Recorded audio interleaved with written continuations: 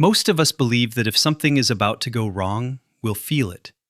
A shift in the air, a tightening in the chest, an instinct that says, turn back. But what if nothing feels wrong? What if everything feels controlled, logical, even routine, right up until the moment it isn't? That's what makes Dyatlov Pass different from other tragedies. It wasn't reckless. It wasn't chaotic. It wasn't a group of amateurs pushing too far. It was 9 capable, educated, experienced young people who made careful decisions. And still, something happened that caused all of them to abandon safety at the same time. Welcome to DarkStoryLab. This is Jake, and tonight we are going to move slowly through one of the most unsettling real cases ever recorded. Not because it proves something supernatural, but because it proves something far more uncomfortable. That preparation does not guarantee survival. January 1959. The Soviet Union. The northern Ural Mountains. The landscape there does not forgive mistakes. Wind slices across open slopes without obstruction. Snow reshapes terrain overnight. Temperatures drop below -30 degrees Celsius without warning. It is not dramatic in the way horror films are dramatic. It is vast, quiet, indifferent. And that indifference is important. The hiking group consisted of 10 members at the start. One turned back early due to illness, a decision that likely saved his life. The remaining 9 continued. Igor Dyatlov led the group. He was methodical, calm, respected among peers. The others trusted his judgment because it had never failed them before. They were engineering students, radio operators, graduates. Intelligent, disciplined individuals accustomed to extreme environments. This wasn't thrill-seeking. It was qualification. They were working toward Category 3 hiking certification, the highest level available at the time. Which means they knew cold. They knew risk. They knew mountain behavior. That detail strips away the simplest explanation. These were not people who panic easily. The journey began normally. They documented everything. Photographs show laughter, snow fights, adjusting skis, sharing jokes. Nothing in the early days suggests tension. The only deviation came when weather worsened, forcing them slightly off course. Visibility dropped. Wind increased. Rather than descend into the forest for shelter, they chose to camp on the slope of Kholat Syakhl. Some have questioned that choice. But here's the truth experienced hikers understand. Descending into tree cover in worsening visibility can create greater danger. Losing orientation in forest terrain complicates reascent the next morning. Camping on open slope, though exposed, allowed visibility and direction when weather cleared. It was a reasonable decision. That night, February 1st, they pitched their tent along the incline. Photographs show the tent partially embedded in snow for insulation. Equipment organized, skis positioned, routine established. Everything indicates preparation. Then, something changed. At some point in the night, the group cut their way out of the tent from the inside. Not tore, cut. Multiple long slashes along the fabric. And they left. Not fully dressed, not fully equipped.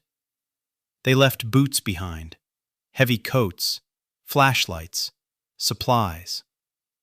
They stepped into darkness wearing partial clothing. Temperatures outside were lethal. No one ran. Footprints show controlled descent. 9 sets of footprints moving down toward the forest. That is where logic fractures. If this were avalanche panic, they would scatter downhill rapidly.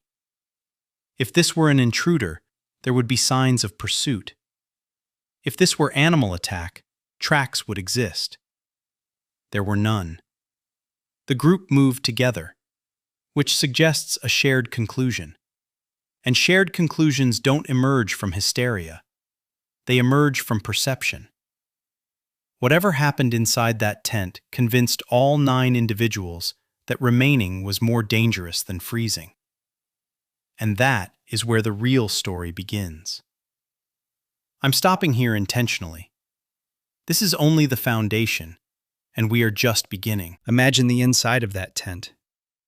Canvas walls snapping under pressure from wind, snow packing against one side, the sound of fabric shifting as gusts push and release, the hikers lying in close proximity for warmth, boots near the entrance, outer layers positioned for morning departure. This was not their first night like this. They had endured worse conditions before, which means whatever disrupted them was not ordinary wind. There are a few moments that could have changed everything. A sound, a vibration, a shift in the snowpack, something that did not fit the rhythm of the storm. The slope where they camped was not extremely steep, but it was angled enough that accumulated snow could create slab pressure. Some modern investigations suggest a small slab avalanche could have partially collapsed the tent, creating sudden compression along one side. Not a roaring avalanche, not tons of snow burying them, just enough shifting mass to make the structure feel unstable. Picture that moment. You are inside a confined shelter. You feel the floor tilt slightly. Snow presses inward. The tent bows under weight. You don't know if the next movement will bury you completely. In that moment, waiting feels dangerous. So you cut. Cutting the tent from inside makes sense if the entrance is blocked or compressed by snow weight. You don't waste time untangling flaps. You create exit points. But here is where the theory struggles. If they believed avalanche danger was immediate, why move downhill in an organized manner rather than scatter laterally? Why not grab boots? Why not retreat a short distance and then return quickly to retrieve supplies? Unless they believed the slope itself was unstable and remaining anywhere near the tent was unsafe. If a slab had shifted once, it could shift again. Remaining within potential slide zone would feel reckless. So they descend toward the tree line, a natural barrier that stabilizes snow. That decision is logical. And the footprints show something else. They were not deep, which suggests wind had already packed the surface, possibly stabilizing it after initial shift. That means once they reached the forest edge, the immediate threat may have felt diminished. That explains the fire. 2 of the hikers, Doroshenko and Krivonishenko, were found beneath the cedar tree. They had attempted to build a fire. Branches broken from above show someone climbed the tree, perhaps to get a view back toward the tent. That suggests something important. They were trying to reassess, trying to determine whether it was safe to return. And that means the initial trigger had passed. The danger was no longer active. Now it was cold. The 2 at the tree were underdressed, severe frostbite, burn injuries on hands. Evidence they fed branches into fire with bare skin. That is not insanity. That is desperation. When hypothermia begins, fine motor control fails. Pain becomes distant. The urge to warm overrides caution. Meanwhile, 3 others, Dyatlov, Kolmogorova, and Slobodin, attempted to climb back uphill toward the tent. They did not make it. They collapsed one by one, spaced along the path. Their positions suggest effort, not confusion. They knew the direction. They just lacked strength. That means enough time had passed for energy depletion. Now consider the final four found in the ravine months later.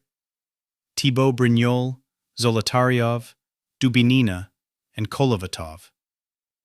Their bodies were discovered deeper in the forest under several meters of snow, and their injuries are what fuel the mystery. Massive chest trauma, skull fractures, internal damage comparable to high-speed collision, but no external lacerations matching blunt force assault. Modern forensic analysis suggests snow compression could generate that level of trauma if they fell into the ravine and snow collapsed onto them. Snow is deceptive. Under weight and speed, it behaves like concrete. If the ravine snow bridge gave way, a fall of several meters followed by collapse of heavy snow above could cause internal crushing injuries. That does not require an attacker. It requires gravity. And gravity is silent. Now the radiation. This detail has been exaggerated over decades. Radiation was found on some clothing, not all. The levels were elevated compared to background, but not lethal. 2 hikers worked in environments where radioactive materials were present before the trip. Cross-contamination is possible, and in 1959 Soviet Union, reporting of radiation was highly sensitive, which may explain secrecy. That detail doesn't scream conspiracy. It whispers complication. What about the missing tongue? Dubinina's tongue and soft tissue were absent when her body was found. But she was discovered months later in running water within the ravine. Scavengers and natural decomposition in flowing meltwater can remove soft tissue selectively. It is unpleasant, but it is not supernatural. Cold does not kill quickly. That's one of the most misunderstood things about extreme environments. It does not strike like lightning. It erodes. First comes shivering, then coordination loss, then confusion, then irrational decisions that feel completely reasonable in the moment. Hypothermia doesn't announce itself as danger. It disguises itself as fatigue, as calm, as a strange detachment from urgency. By the time the hikers reached the forest, they were already in the beginning stages of decline. Not fully incapacitated, not unconscious, but compromised. And compromise spreads quietly. The fire beneath the cedar tree tells us they still had problem-solving ability. Fire building requires planning. It requires cooperation. It requires some level of calm, which means they were not in blind panic. The initial fear, whatever it was, had passed. Now the enemy was invisible and internal. The 2 hikers under the tree had the least clothing. That suggests either they left the tent first, or they were positioned near the tent opening when the group exited. The others may have redistributed clothing later. In fact, some of the later discovered bodies were wearing garments that belonged to those who died first. That detail is critical. It means that after some members died, the survivors removed clothing from their bodies to preserve their own heat. That is not hysteria. That is rational survival behavior, which tells us something uncomfortable. The group did not collapse simultaneously. They watched each other weaken. They made decisions in stages. They adapted until they couldn't anymore. Now imagine the emotional weight of that. You are deep in a forest at night. You know your tent is uphill. You know your supplies are there.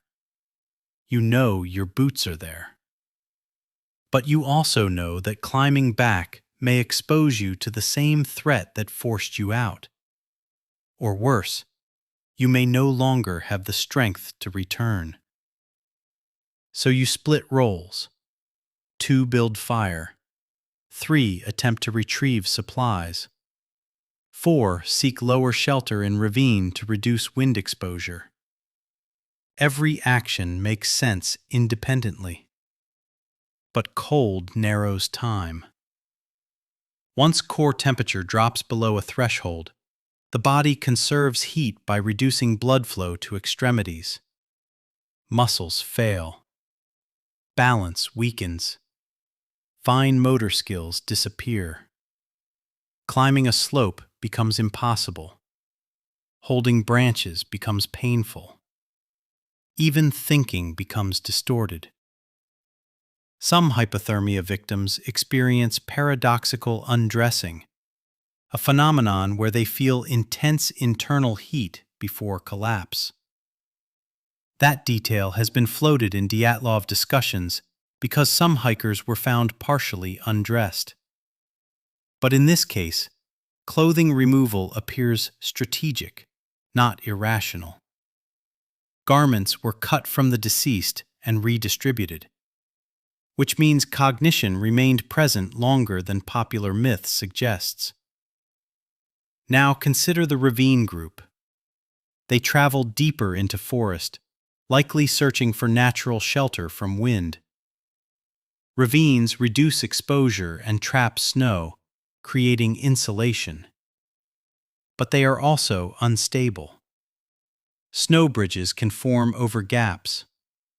In darkness, depth perception collapses.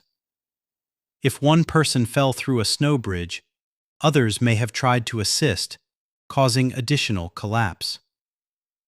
Under several meters of snow, compressive force builds. That explains internal trauma without external lacerations. It doesn't require an explosion. It requires gravity. But here's where psychological horror re-enters. The moment they cut that tent, they committed to a path they could not reverse easily. The tent was their anchor. Without boots, every step into snow drained energy exponentially. The forest offered temporary hope. But hope does not produce heat. And once hypothermia reaches moderate stage, apathy sets in. Victims become strangely peaceful. They sit down. They stop fighting. They believe rest is logical. And rest becomes final. Dyatlov's body was found facing uphill, as if still trying. That detail doesn't prove conspiracy. It proves effort. And that may be the hardest part of this case to accept. They were not defeated by mystery. They were defeated by sequence. One decision made under pressure led to another and another, until no options remained. And still, something about that first decision refuses to feel small. Cutting your only shelter open in lethal conditions is not minor misjudgment. It is last resort behavior. Which means whatever occurred inside that tent felt immediate enough to override training. Not supernatural. Not cinematic. Just urgent. Perhaps a snow slab shift. Perhaps structural collapse fear. Perhaps internal perception amplified by wind acoustics. Infrasound is real. Certain wind patterns over ridges can generate low-frequency vibrations that trigger unease and panic responses. But again, panic scatters. This did not scatter. It organized. That is what keeps Dyatlov Pass alive in human imagination. Not the injuries, not the radiation, but the coordination. 9 people agreeing, in the dark, that leaving was safer than staying. When people talk about this case decades later, they rarely argue about weather data. They don't debate snowpack density or compressive force thresholds. They talk about the moment when 9 experienced hikers decided, together, to leave shelter behind. That moment has weight, because it suggests something collapsed internally before anything collapsed externally. Certainty is a quiet thing. We don't notice it when we have it. It's just there. The belief that we understand our environment well enough to predict outcomes. The Dyatlov group had certainty. They had maps, they had training, they had each other. And then, in one instant, certainty cracked. Whatever triggered that crack didn't need to kill them. It only needed to force doubt. Doubt spreads quickly in confined space. One person says, "We need to get out." Another feels the tent bow inward. Someone hears wind shift in a way that sounds unfamiliar. And in darkness, unfamiliar becomes dangerous. Darkness magnifies interpretation. Inside that tent, with wind screaming outside and snow pressing against canvas, a small structural shift could feel catastrophic. Snowpack settling can produce deep, resonant sounds. Low-frequency vibrations travel through fabric and ground. In a confined space, that vibration can feel like movement beneath you. If they believed the slope was about to release, not seconds from now, but imminently, then waiting to put boots on might feel like gambling. And when survival feels like seconds, you move first. That explains urgency. It does not remove tragedy. The moment they stepped outside, they shifted from perceived danger to measurable danger. Inside the tent, fear was hypothetical. Outside, cold was certain. And cold does not negotiate. The mountain did not chase them. It did not attack them. It simply remained. Wind continued. Temperature continued. Darkness continued. And human bodies, once exposed without proper insulation, begin to lose heat at exponential rates. The hikers may have believed they would return within minutes. That is the detail that makes this feel human. They did not leave intending to abandon everything. They left intending to survive something immediate. But once downhill, in tree-lined shadow, time stretched. Fire took effort. Climbing back uphill required strength already fading. And hypothermia does something deeply cruel. It makes you underestimate it. You believe you can manage. You believe warmth will come. You believe you have more time than you do. The 2 at the cedar tree likely died first. The 3 climbing uphill likely recognized too late that the slope was no longer reachable. The 4 in the ravine likely believed lower ground meant protection. Every decision contained logic. But logic under cold narrows. Eventually, cognition slows. Speech becomes difficult. Coordination collapses. Judgment erodes. The final stage of hypothermia often brings paradoxical calm. Victims stop fighting. They sit down. They accept. Not because they choose death, but because their body tells them rest is relief. And that is the quiet cruelty of Dyatlov Pass. There was no villain standing over them, no visible force striking them down, only environment. And a single chain reaction of decisions, yet still, something in that tent moment feels bigger than snow physics. Because even in slab shift scenarios, many avalanche victims attempt to retrieve equipment once immediate danger passes. The Dyatlov group did not re-enter. Why? Possibly because returning required climbing into unstable snowpack in darkness without boots. an act that felt equally risky. Possibly because by the time immediate threat was reassessed, cold had already compromised capacity. Or possibly because fear leaves residue. Even when danger passes, the memory of it can hold you back. Imagine standing at tree line, looking uphill at the silhouette of your tent against wind-blown snow. You remember the sound. You remember the shift. You remember believing it was about to bury you. Going back means trusting that memory was wrong. And in the dark, with wind still moving snow across slope, trust is thin. So you wait. You build fire. You plan to return at dawn. But dawn is hours away. And hours in subzero without boots is fatal. This is what makes Dyatlov Pass unsettling in a different way than Veliska or Hinterkaifeck.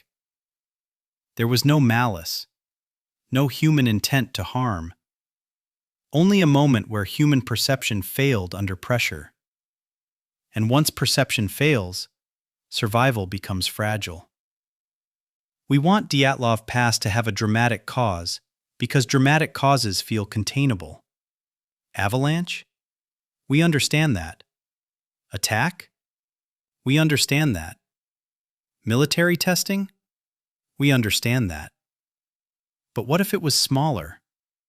What if it was a subtle snow shift amplified by darkness, wind acoustics, and collective fear? What if it was 9 intelligent people responding correctly to the wrong interpretation? That possibility is more disturbing than conspiracy, because it means disaster doesn't require villainy. It only requires miscalculation under stress. And miscalculation is human. Dyatlov Pass lingers not because it defies physics, but because it exposes how quickly confidence can evaporate. 9 people, 1 tent, 1 decision. And the mountain did nothing but remain cold. When humans face tragedy, we search for anchors. We want a sentence that closes the case. A killer did this. A storm caused this. A mistake led to this. Anchors restore order. Dyatlov Pass resists anchors. Even if a slab avalanche triggered the tent exit, it does not fully explain the calm descent. Even if infrasound contributed to anxiety, it does not explain the sustained group coordination. Even if hypothermia explains the deaths, it does not erase the decision that began everything. And that resistance to closure creates unease. Because uncertainty feels unsafe. The hikers were not lost wanderers. They were engineers and students trained in structured thinking. They understood cause and effect. They believed the world behaved predictably under study. And yet, in the darkness of that slope, predictability dissolved. The tent was their model of safety. It had insulation, structure, routine. When they cut it open, they severed more than canvas. They severed assumption. From that moment forward, they were exposed, not just to cold, but to doubt. Imagine standing outside that tent, wind cutting across your face, snow reflecting faint starlight. You look at your friends. You all know something felt wrong moments earlier. But now, in stillness, you begin to question. Was it really collapsing? Was it just wind? Did we overreact? But you cannot risk testing that theory, because if you're wrong, you are buried. So you commit to descent. Once committed, each step becomes heavier. Without boots, snow grips your feet. Moisture seeps in. Heat drains. You tell yourself this is temporary. You tell yourself you will return. But cold does not respect intention. The mountain does not care what you meant to do. It responds only to exposure. And exposure, once chosen, becomes irreversible. The ravine injuries, so often sensationalized, are almost secondary, because by the time those four reached the ravine, the story was already decided. Their bodies had weakened, their judgment was impaired, and gravity waits patiently for weakness. Snow bridges collapse silently. A step forward becomes a drop becomes compression. Compression becomes fracture. No villain required. Yet still, something about that initial shared decision continues to echo. 9 individuals, each capable of independent thought, agreed instantly. There was no dissent recorded in footprints. No sign someone hesitated and stayed. That level of unity suggests not hysteria, but perception of imminent threat. And that perception, even if incorrect, was powerful enough to override survival protocol. Which means the true antagonist in this story may not be avalanche, wind, or conspiracy. It may be misinterpreted danger. Human beings evolved to err on the side of survival.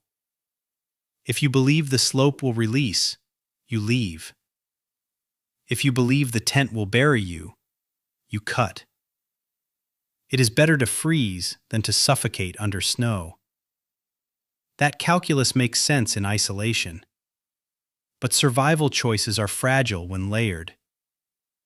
One correct instinct can lead to fatal exposure if the context shifts.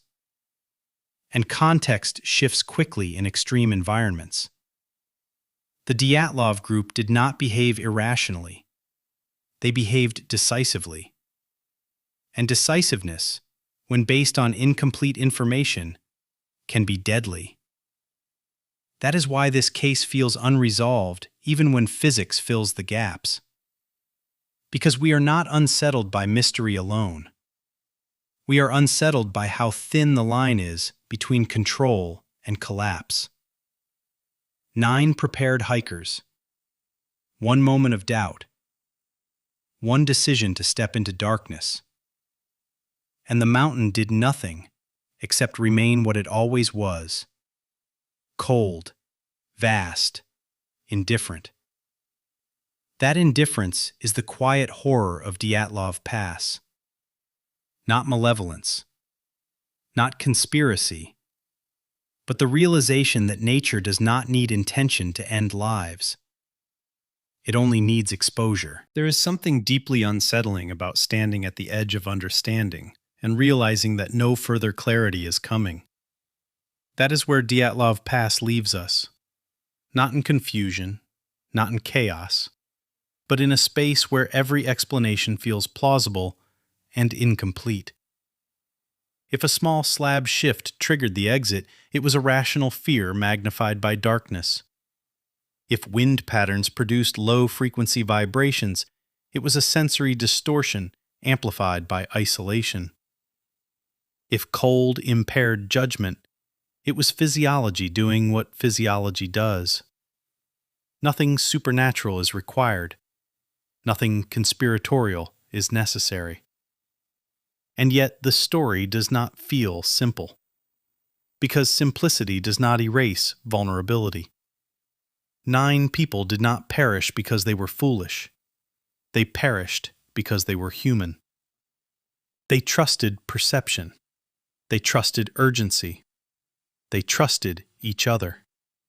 And once they stepped outside that tent, they crossed an invisible threshold.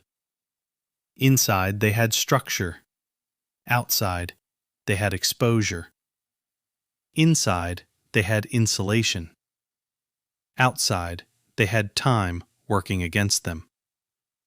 The most haunting image is not the tent slashed open. It is the footprints. 9 sets, side by side, descending together into the dark. There was no chaos in those prints, no frantic zigzags, no divergence, just a quiet procession. That is what stays with people. It looks deliberate. It looks almost calm, as if they believed this was temporary, as if they believed dawn would fix it.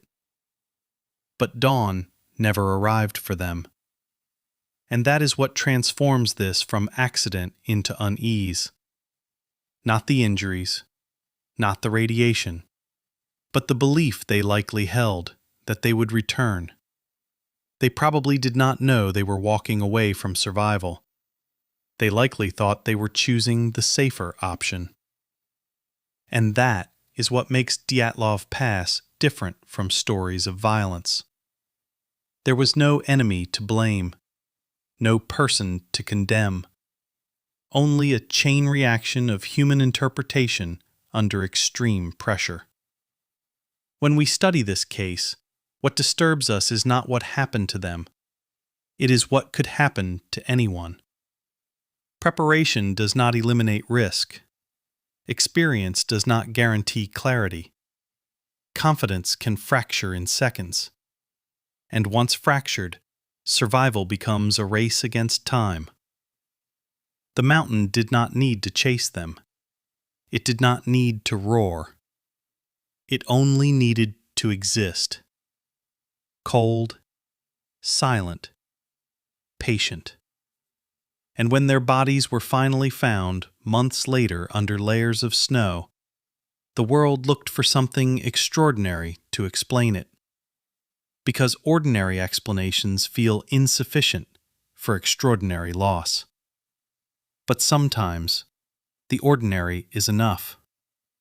A moment of misjudgment, a decision made under stress, an environment that does not forgive. Dyatlov Pass endures not because it hides a monster. It endures because it shows how fragile certainty truly is. 9 intelligent, capable individuals made a single decision together. And that decision, whether justified or mistaken, set everything else in motion. We want the story to resolve into something dramatic. Instead, it resolves into something human. Exposure, fear, cold, time, and a mountain that never cared. If this story stayed with you, not because of conspiracy, but because it felt possible, that's the kind of horror we explore here. At DarkStoryLab, we tell real stories where danger does not need a face, where nature does not negotiate, and where a single decision can echo far beyond the moment it was made. If you want more true cases like this, slow, psychological, and grounded in reality, make sure you subscribe. And if this story made you think, leave a like and share it with someone who understands that sometimes the most unsettling truths are the simplest ones. This is Jake. Thank you for listening. And remember, sometimes the cold doesn't kill you first. Sometimes doubt does.